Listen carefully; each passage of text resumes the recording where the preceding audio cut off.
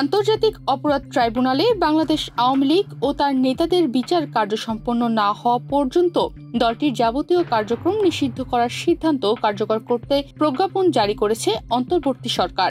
এর মধ্য দিয়ে অফিস আদেশের মাধ্যমে সরকারি সিদ্ধান্ত কার্যকর করা হলো। আওয়ামী লীগের যাবতীয় কার্যক্রম নিষিদ্ধ করে প্রজ্ঞাপন জারি করা হয়েছে বলে জানিয়েছেন স্বরাষ্ট্র উপদেষ্টা লেফটেন্যান্ট জেনারেল অবসরপ্রাপ্ত মোহাম্মদ জাহাঙ্গীর আলম চৌধুরী। আজ 12 মে সোমবার জনপ্রশাসন মন্ত্রণালয়ের পক্ষ থেকে এ প্রজ্ঞাপন জারি করা হয়েছে। সিনিয়র সচিব নাসিমুল গনি স্বাক্ষরিত প্রজ্ঞাপনে বলা হয়, 2009 সালে 6 জানুয়ারি সরকার গঠনের পর থেকে 2024 সালের 5 আগস্ট ছাত্র জনতার গণঅভ্যুত্থানের মুখে ক্ষমতাচ্যুত হওয়া পর্যন্ত বাংলাদেশ আওয়ামী লীগ এবং এর সকল অঙ্গ সংগঠন, সহযোগী সংগঠন ও ভ্রাতৃপ্রতিম সংগঠন বিরোধী রাজনৈতিক দলগুলোর সদস্য ও ভিন্ন মতের মানুষের ওপর হামলা, গুম, খুন, হত্যা, নির্যাতন ও ধর্ষণ সহ বিভিন্ন নিপীড়নমূলক ও সন্ত্রাসী কর্মকাণ্ডের মাধ্যমে সারা দেশে ত্রাসের রাজত্ব কায়েম করে।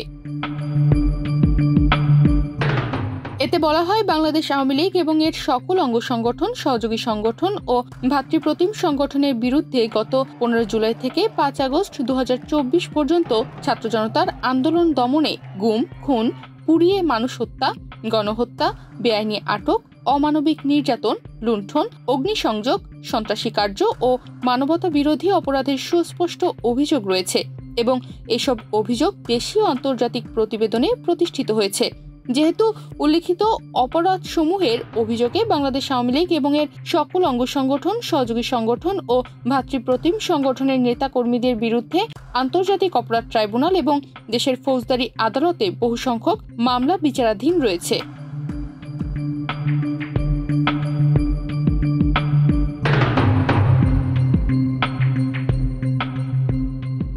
প্রজ্ঞাপনে বলা হয়, যেহেতু এই সকল মামলার বিচারে প্রতিবন্ধকতা তৈরি, জনমনে আতঙ্ক সৃষ্টি, বাংলাদেশের সংহতি, জননিরাপত্তা ও সার্বভৌমত্ব বিপন্ন করার লক্ষ্যে গত 5 আগস্ট 2024 পরবর্তী সময়ে বাংলাদেশ আওয়ামী লীগ এবং এর সকল অঙ্গ সংগঠন, সহযোগী সংগঠন ও ভ্রাতৃপ্রতিম সংগঠন কর্তৃক গণঅভ্যুত্থানে অংশগ্রহণকারী ছাত্র জনতার ওপর হামলা, উস্কানিমূলক মিছিল আয়োজন, রাষ্ট্রবিরোধী লিফলেট বিতরণ এবং ভিন দেশে পলাতক তাদের নেত্রী সহ অন্য নেতাকর্মী কর্তৃক সোশ্যাল মিডিয়ার মাধ্যমে অপরাধমূলক বক্তব্য প্রদান, ব্যক্তি ও প্রজাতন্ত্রের সম্পত্তির ক্ষতি সাধনের প্রচেষ্টা সহ আইনশৃঙ্খলা বিরোধী কর্মকাণ্ড পরিলক্ষিত হয়েছে।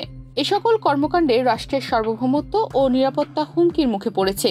দলটি এবং এর সকল অঙ্গ সংগঠন, সহযোগী সংগঠন ও ভ্রাতৃপ্রতিম সংগঠনের নেতাকর্মীদের বিরুদ্ধে দায়েরকৃত মামলার বাদী ও সাক্ষীদের মনে ভীতির সঞ্চার করা হয়েছে ও এভাবে বিচার বিঘ্নিত করার চেষ্টা করা হচ্ছে এবং সার্বিকভাবে দেশের আইনশৃঙ্খলা পরিস্থিতির মারাত্মক অবনতি হওয়ার আশঙ্কা সৃষ্টি হয়েছে।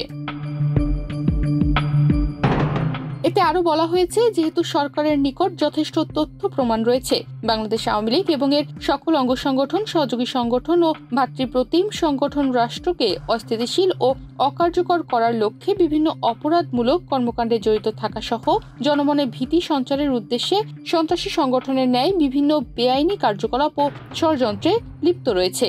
যেহেতু সরকার যুক্তিসঙ্গতভাবে মনে করে সন্ত্রাস বিরোধী অধ্যাদেশ 2025 এবং সন্ত্রাস বিরোধী আইন 2009 এর ধারা 18 এর 1 প্রদত্ত ক্ষমতা বলে আন্তর্জাতিক অপরাধ ট্রাইব্যুনালে বাংলাদেশ আওয়ামী লীগ এবং এর সকল অঙ্গ সংগঠন, সহযোগী সংগঠন ও ভ্রাতৃপ্রতিম সংগঠনের নেতাকর্মীদের বিরুদ্ধে বিচার কার্য সম্পন্ন না হওয়া পর্যন্ত দলটি এবং এর সকল অঙ্গ সংগঠন, সহযোগী সংগঠন ও ভ্রাতৃপ্রতিম সংগঠনের যাবতীয় কার্যক্রম নিষিদ্ধ ঘোষণা করা সমীচীন।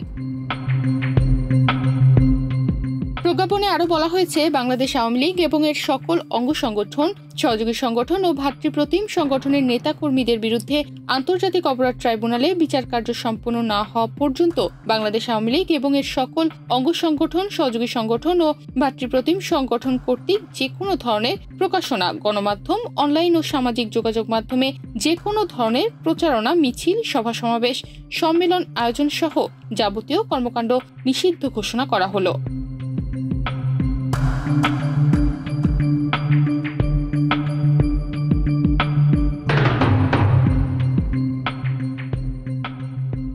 গত গত শনিবার উপদেষ্টা পরিষদের বিশেষ বৈঠকে দলটির যাবতীয় কার্যক্রম নিষিদ্ধ ঘোষণার সিদ্ধান্ত হয়।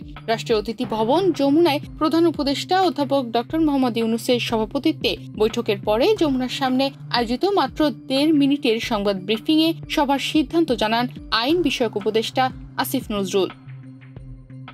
সংশোধনী অনুযায়ী আন্তর্জাতিক অপরাধ ট্রাইব্যুনাল কোন রাজনৈতিক দল তার অঙ্গ সংগঠন বা সমর্থক গোষ্ঠীকে শাস্তি দিতে পারবে। উপদেষ্টা পরিষদের বৈঠকে আন্তর্জাতিক অপরাধ ট্রাইব্যুনালে বাংলাদেশের আওয়ামী লীগ ও তার নেতাদের বিচার কার্য সম্পন্ন না হওয়া পর্যন্ত দেশের নিরাপত্তা ও সার্বভৌমত্ব রক্ষা, জুলাই আন্দোলনের নেতাকর্মীদের নিরাপত্তা এবং আন্তর্জাতিক অপরাধ ট্রাইব্যুনালের বাদী ও সাক্ষীদের সুরক্ষার জন্য সন্ত্রাস বিরোধী আইনের অধীনে সাইবার স্পেস সহ আওয়ামী লীগের যাবতীয় কার্যক্রম নিষিদ্ধ করার সিদ্ধান্ত গ্রহণ করা হয়েছে। গত ৮ মে দিবাগত রাত ৩টা ৫ থাই এয়ারওয়েজের TG-340 নম্বর ফ্লাইটে ব্যাংকের উদ্দেশ্যে দেশ ছাড়েন দেশের ইতিহাসে সবচেয়ে বড় সময় দায়িত্বে থাকা রাষ্ট্রপতি আব্দুল হামিদ। এই ঘটনায় ফুঁসে ওঠে ছাত্র জনতা। এরপরই আওয়ামী লীগকে নিষিদ্ধ করার দাবিতে ৩ দিন ধরে টানা কর্মসূচি পালন করে বিভিন্ন রাজনৈতিক দল ও সংগঠনের নেতা কর্মী সহ ছাত্র জনতা। আন্দোলন থেকে আওয়ামী লীগকে নিষিদ্ধ করতে কঠোর হুঁশিয়ারি দেওয়া হয়। এমন পরিস্থিতিতে গত শনিবার উপদেষ্টা পরিষদের জরুরি বৈঠক থেকে আওয়ামী লীগের নিষিদ্ধ ঘোষণা আসে। দলটি নিষিদ্ধ করার পর সবার অপেক্ষা প্রজ্ঞাপন জারির। তা না হয় ফেসবুক স্ট্যাটাসে ক্ষুব্ধ প্রতিক্রিয়া জানিয়েছেন জাতীয় নাগরিক পার্টি এনসিপির নেতা সার্জিস আলম। এদিকে আওয়ামী লীগের কার্যক্রম নিষিদ্ধ করার কারণে দেশের মানুষ স্বস্তির নিঃশ্বাস ফেলেছে বলে মন্তব্য করেছেন প্রধান উপদেষ্টার প্রেস সচিব শফিকুল আলম। তিনি বলেন, জাতিসংঘের প্রতিবেদনে ১৪০০ মানুষকে হত্যার তথ্য উঠে এসেছে। আমাদের হিসেবে এই সংখ্যা আরও বেশি, কিন্তু আওয়ামী লীগের মধ্যে নিয়ে কোনো অনুশোচনা নেই। তাদের সময় তারা যে কাউকে জঙ্গি বানিয়েছেন। এখন নিষিদ্ধ হওয়ার কারণে বাংলাদেশের মানুষের মধ্যে স্বস্তি ফিরেছে। তনিমা রহমান, বাংলাদেশ প্রতিদিন।